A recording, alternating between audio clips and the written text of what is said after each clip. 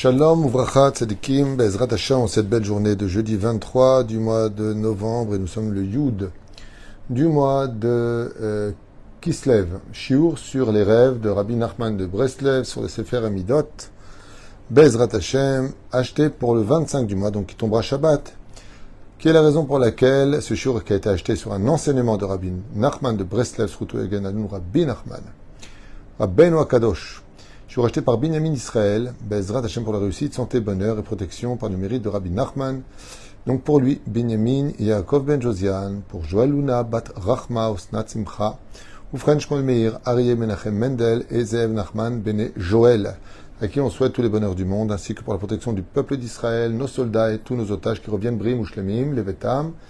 Amen, Ve Amen. Et avec sa permission, on, Bezrat Hashem, pensera à une grande réussite refouach shlema pour Mazal Bat Marcel, Maïsa, Oufren, une grande refouach shlema pour, attendez juste un instant, voilà, Aïcha Tznoa Marat, Myriam Bat Avraham, Bezrat Hashem, Malek, Shakadosh Baruch Hu, Ivarechota, Vitanla, Netouach Mutzlach, ainsi que tous les malades d'Israël, bien sûr, une grande réussite pour vous tous, tous nos tormim, tous ceux qui nous soutiennent. Dieu vous bénisse sur tous vos chemins. Et on commence tout de suite ce shiur sur les rêves. Alors un sujet qui intéresse tout le monde, les rêves. Sont-ils des messages? On en a déjà fait plusieurs. Shiurim, oui, les rêves sont un 60e de prophétie. Et on va voir quelques enseignements sur cela par le biais de Rabbeinu, un des plus grands spécialistes de toutes les études de la Torah, du monde le plus pachout jusqu'au monde le plus ésotérique. Les rêves sont la nourriture de l'âme, comme vous le savez, comme je l'ai expliqué dans d'autres shiurim, mais très peu de rêves sont des rêves de vérité. Nous véhiculons nous-mêmes une fabrication, une préfabrication, je dirais, de nos rêves, qui viennent essentiellement, comme vous le savez, de la pensée, car ce que nous pensons toute la journée réapparaîtra en rêve. Donc si tu rêves, tu rêves de problèmes d'argent et autres, parce que tu penses toute la journée à une banque, ne t'étonne pas que si tu t'inquiètes toute la journée pour des problèmes financiers, tu rêves de problèmes d'argent la nuit. Si tu vois quelqu'un qui travaille, je sais pas moi, dans un fleuriste par exemple, il ne faudra pas s'étonner qu'il ait vu des montagnes avec des fleurs, parce que nous allons enregistrer avec nos yeux et ensuite préfabriquer une espèce de film que nous allons créer nous-mêmes. Donc ce ne sont pas des rêves significatifs, ce sont une grande majorité de rêves qui viennent des mondes inférieurs, c'est-à-dire créés par l'homme lui-même, par des pensées préconçues, parce que archivées dans la mémoire. Tout le monde le comprendra bien. Mais il y a aussi les vrais rêves qui mènent à une liaison directe par un couloir entre l'homme et son créateur, pour lesquels les anges interviennent. Justement, c'est pour cela que la paracha de la semaine, la paracha de Vayetze Yaakov, Ine Sula Mutzav Arza Verosho Megi Hashamayma Ve Malche Elokim Olim Yordim Bo. Le verset en hébreu nous dit que Yaakov fait un rêve avec une échelle, un couloir, un canal qui monte du bas vers le haut, et dont le haut monte jusqu'au ciel, c'est pas pour rien que c'est dit, Hashamayma, et Malaché Elokim, des anges de Dieu montent et descendent. C'est-à-dire qu'il y a des messages, et les vrais rêves sont composés justement des anges qui transmettent des messages, des renseignements, des données à l'homme pour le prévenir à l'avance, que ce soit des rêves prémonitoires ou des rêves préventifs par rapport à certaines choses qui pourraient arriver, ou voire carrément des réponses pour lesquelles il se heurtait à des difficultés, comme on a pu le constater au fur et à mesure des âges et des années et des siècles, où beaucoup de chachamim posaient des questions à leur père, par exemple, qui était décédé, à savoir où est-ce qu'il avait mis tel et tel document, où est-ce qu'il y avait telle et telle chose, ou des réponses venues du ciel. Et donc, les rêves interviennent pour dévoiler ce que la nature, le cartésien, ne veut pas donner comme réponse. Le créateur du monde, très souvent, quand il veut faire savoir quelque chose dans son contentement ou mécontentement d'une personne, il va lui envoyer des signes. Très souvent, les rêves sont allusionnés, c'est-à-dire qu'ils font comprendre que telle et telle chose correspond à telle et telle chose. Alors aujourd'hui, on a beaucoup d'apprentis sorciers qui prennent des livres sur les rêves qui ne sont pas en réalité des références erronées. Ça vient du Talmud, surtout Masechet Brachot, qui nous dit que celui qui rêve d'un éléphant, celui qui rêve d'un singe, celui qui rêve d'une marmite, celui qui rêve d'un serpent, celui qui rêve... Donc, il y a cette espèce de correspondance entre les animaux, les lieux, les éléments et les événements et leur signification. Mais ce n'est pas tout le temps ce que cela veut dire. Ça veut dire qu'il y a des règles générales et les exceptions à la règle. C'est pour cela que pour pouvoir interpréter des rêves, il faut être quelqu'un d'extrêmement sage et surtout avec un très bon cœur. Pourquoi? Parce que les rêves iront essentiellement selon l'interprétation qu'on voudra bien leur donner. D'où l'importance de ne pas raconter nos rêves, suscitant des fois la jalousie des uns et des autres qui vont malencontreusement ouvrir la bouche du mauvais côté, comme on l'a expliqué dans les shiurim qui s'appelle la psychanalyse des rêves, où là-bas je donne plusieurs références du Talmud qui nous apporteront des réponses à tout cela. Oufren, voyons maintenant ce que dit Rabbi Nachman, puisque c'est ce qui a été demandé, un enseignement de notre maître Rabbeinu Nachman Fega. La chalom ra tomar baboker, celui qui pour lui fait un mauvais rêve. Alors c'est très intéressant de voir qu'est-ce qu'un bon rêve et un mauvais rêve. Je vous le dis en deux mots, très souvent les mauvais rêves sont des bons rêves et les bons rêves ne sont pas forcément de bons rêves. Ok? Quand tu vois quelqu'un qui vient par exemple, tu te vois mourir dans le rêve, c'est qu'en général on est en train de te dire qu'on te rajoute des jours de vie. Donc tu vois, ce que tu vois de ce côté-là vient dire exactement le contraire. Okay, il y a des rêves qui sont un petit peu bizarres, même à très érotiques, comme par exemple celui qui se voit en plein rêve aller avec sa propre sœur. Non pas parce que Chazve Shalom il y pensait la journée, on parle d'un vrai rêve. La sœur, Achoti, est appelée Bina. Ça veut dire que quelqu'un qui se verrait éventuellement avec un esprit pur la journée, on ne parle pas de quelqu'un d'accès à ce genre de choses. Une personne qui est pure et qui se voit dans un espèce de rêve un peu romantique avec sa propre sœur, non, ça ne veut pas dire que tu es en train de faire des bêtises. C'est que dans la Torah, la sœur est considérée comme la bina. Donc on est en train de te dire qu'on va te rendre plus intelligent, on va te donner de la bina, de la distinction de l'intelligence, prochainement. Voilà ce que les choses veulent dire. Pas forcément telles que nous on les voit. C'est pour ça qu'il faut éviter de se projeter dans des « je suis inquiet, il va se passer ça, je le ressentais ». Tais-toi. Parce que ce qu'il y a plus de dramatique que ton propre rêve, c'est ton interprétation qui va donner vie à cette catastrophe. Et après, tu dis comme un imbécile, je le savais. Tu savais rien du tout, parce que c'est pas ce qui devait arriver. Mais ton interprétation lui a donné mauvaise augure. D'où l'importance de se taire et de ne pas commencer à jouer les mauvais personnages avec ça, ou les apprentis sorciers. Moi, je sais ce que ça veut dire et je pense que ça veut dire. Fais attention, même ça. Fais attention, ne le dis pas. Donc, qu'est-ce que c'est un bon rêve, un mauvais rêve? La Gemara nous dit à ce propos que justement les mauvais rêves, ceux qui sont un petit peu... Je ne parle pas des rêves qui sont conçus par les démons, qui viennent chuchoter à l'oreille de l'homme et qui lui font faire des cauchemars. Ou alors qui ont été préarchivés, comme les films d'horreur qui peuvent ressurgir un an plus tard dans tes mémoires.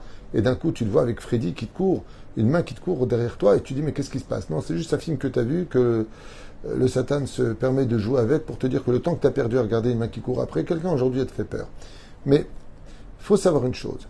Les mauvais rêves, que l'on considère comme étant des mauvais rêves parce que ça fait peur, surtout pendant cette période de guerre. On a des otages qui ont été faits prisonniers. Le 7 octobre, un massacre sans précédent a eu lieu en un seul jour. Un truc de fou, 1200, 1300 personnes assassinées en un jour. C'est un truc de malade, brûlés, coupés, des têtes coupées. Alors, après, la personne a dit, j'ai fait un rêve terrible, je me voyais emmené en captivité. Oui, ben, toute la journée, aux informations...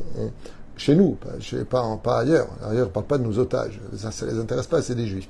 Je parle de chez nous, les juifs. On montre ces otages, on nous rappelle, comme le fait I24 entre autres, et les personnes qui se sentent concernées par le côté juif, qui peut-être intéressera certaines personnes en tout cas, on rappelle. Donc on peut rêver, se voir emmené en captivité parce qu'on parle des otages. C'est-à-dire, on peut se voir envahi par les terroristes dans notre demeure. Ouais, j'ai rêvé, j'ai très peur.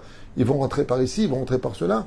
Il faut faire très attention à ces rêves-là, car ils ne sont pas réels, ils n'ont aucune signification, mais par contre, tu peux leur donner vie si tu te la ramènes un peu trop.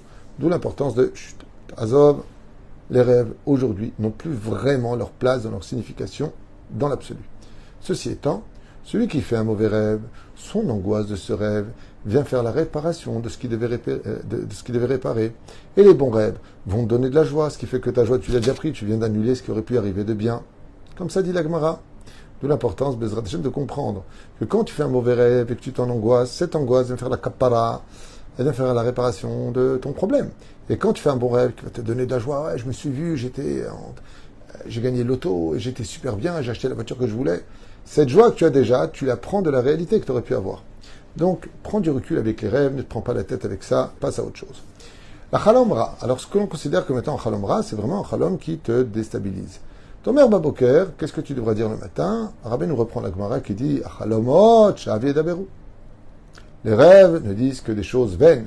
point d'exclamation, pas comme j'ai dit. Tu dis comme ça, Ahalomot Shav Yedaberu.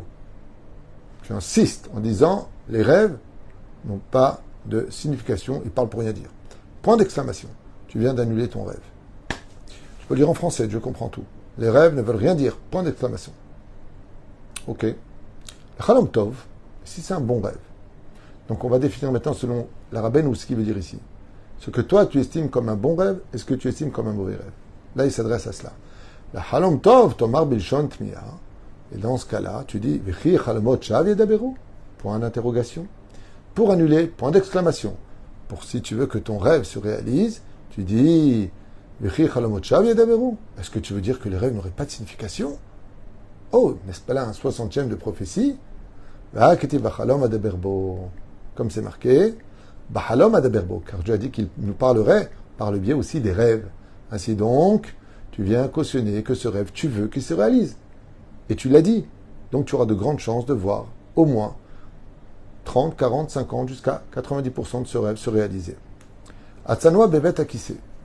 Celui qui se tient pudiquement dans les toilettes. Vous savez que la majeure partie des gens, quand ils arrivent aux toilettes, ils ferment la porte, comme le demande le Ben Ishraï, même s'il n'y a personne, ferme la porte des toilettes, c'est important.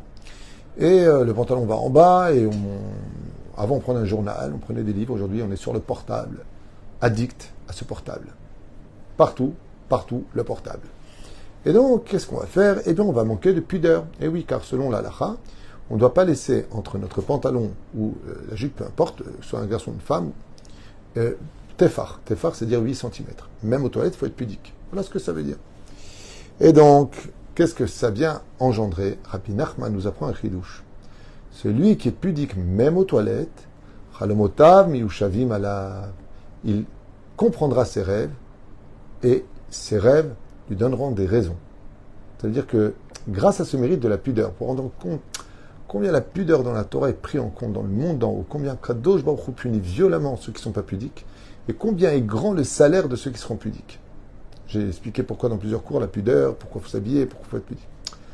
Il dit Miushavim alav. Les rêves ne le dérangeront pas et il les comprendra.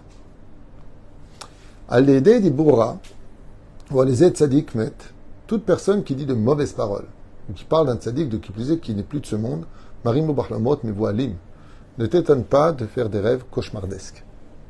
Donc si un jour vous posez la question, pourquoi, alors que vous ne regardez pas des films d'horreur, beaucoup de rêves vous font peur, ma vie libre, vraiment, quelque chose qui est, c'est que vous parlez mal des uns et des autres, et surtout des rabbanim. Ici, met. Marim Chalmot Mevoalim. Misheroe Bachalmot Mevoalim. Misheroe donc Chalmot Mevoalim, celui qui fait des rêves qui font peur, Zesiman Leben, O Talmid, chez Agdiar Tafshilo Barabim. Alors ça, je ne comprends pas exactement ce qu'il veut dire chez Agdiar Tafshilo Barabim, qui fait cuire sa cuisson en public. Je ne comprends pas. Misheroe Chalmot Mevoalim, Zesiman Leben, O Talmid, un siman pour son fils ou son élève, Barabim, peut-être que ça veut dire par là qu'il montrerait trop d'orgueil au sein des autres. Éventuellement. Je n'ai pas de commentaire sur ça. On peut le chaque dire Tafshilo, qui fait cuire sa marmite devant tous. C'est-à-dire qu'il montre ce qu'il a en lui. Oui, c'est l'orgueil. À mon avis, il parle ici d'orgueil. Rabbeinu, il dit, Misherotse, Shitkemur Chalmotav, si tu as fait un rêve et que tu veux absolument qu'il se réalise, Irtovotam Bepinkaso, écris vite ton rêve sur ton carnet ou sur une feuille. Et Yom, et Sha'a, et Makom, en notant précisément le jour, l'heure et le lieu où tu as fait ce rêve. Si tu étais chez toi dans la chambre, tu dormais chez un ami, tu étais à l'hôtel, note absolument tous les détails sur un pinkas, sur un carnet ou une feuille, et tu la mettras sous ton oreiller, où tu racontes à ta mezouza. Il y en a qui disent comme ça aussi. Il peut arriver des fois qu'à travers un rêve, Dieu vient te montrer où tu en es réellement dans ta relation entre toi et ton Créateur. Et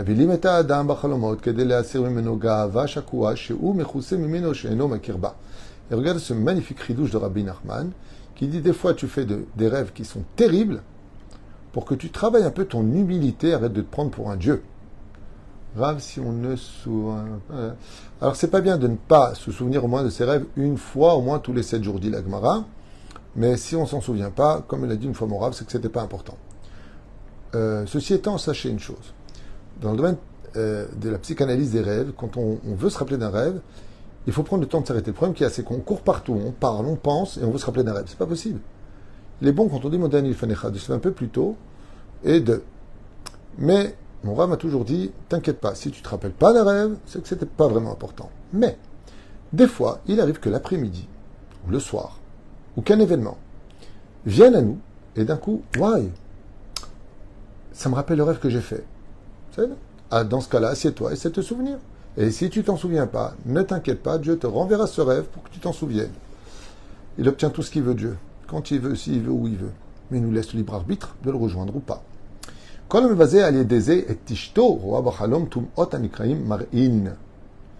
tu fais des rêves mauvais, qu'est-ce qu'on appelle des rêves mauvais? Des rêves débauchés, qui sont problématiques. C'est tout simplement parce que tu ne respectes pas ta femme. Comme ça dit Rabbi Nachman. Kol mezaneh al yedei ishto. Tu fais de ta femme, tu fais des choses pas bien avec elle. Tu lui demandes de sortir impudique. Comme quelqu'un m'a raconté quelque chose de terrible, terrible. Un homme qui a demandé à sa femme de faire des choses avec une autre femme. Parce que lui, ça lui faisait plaisir dans sa tête de fou. Chas v'shalom. Alors, teda lecha que toi aussi, lo alenu velo alechem, tu feras des rêves terribles. Haetzev al halom ra mevatel et halom shelo itkayem. Ah ben, ce que je vous ai dit, il le dit. Celui qui est triste à cause d'un mauvais rêve qu'il a fait vient annuler le décret qu'il aurait dû subir et le rendre triste puisqu'il a déjà payé. Top. Mais attention, une fois que tu as été triste, tu passes à autre chose car la tristesse est strictement interdite. Elle t'emmène aussi à faire les plus grandes avéras. Plus grandes avérotes. Mishmer er beznut, gamishto baal ide ir urim. Alors celui qui pense ou qui voit des films interdits, donc débauchés, biznut, gamishto baal ide ir urim, il va provoquer que sa femme aussi fasse des erreurs dans ce domaine. Chez ishto mer eret al yedeze, haklipot baim alea bahalom, leze hatanim shela metim.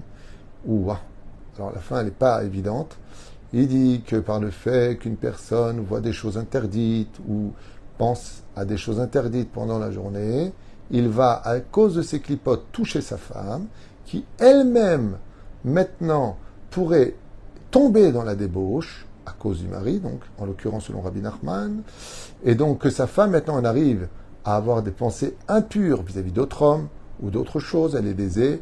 Ha-klipot bain aleha bahalom, les clipotes, c'est-à-dire les écorces des avérotes qu'elle a fait, ces petits démons si vous préférez, viennent chez elle dans les rêves et peut carrément provoquer jusqu'à la mort des enfants. Lo alenu velo alechem, d'où l'importance de ne jamais rentrer de znout à la maison, c'est-à-dire de débauche ou toute chose qui touche à l'impureté familiale. Voilà, Nekuda chez Rabbi Nachman, un petit clin d'œil, court, prenant, intéressant, et je conseille même de le réécouter à l'occasion. Baruch Adonai Leolam, Amen, Ve Amen, signé Rabbi Nachman, Sefer Amidot. Kol Tuv, Yom Tov et Sameach.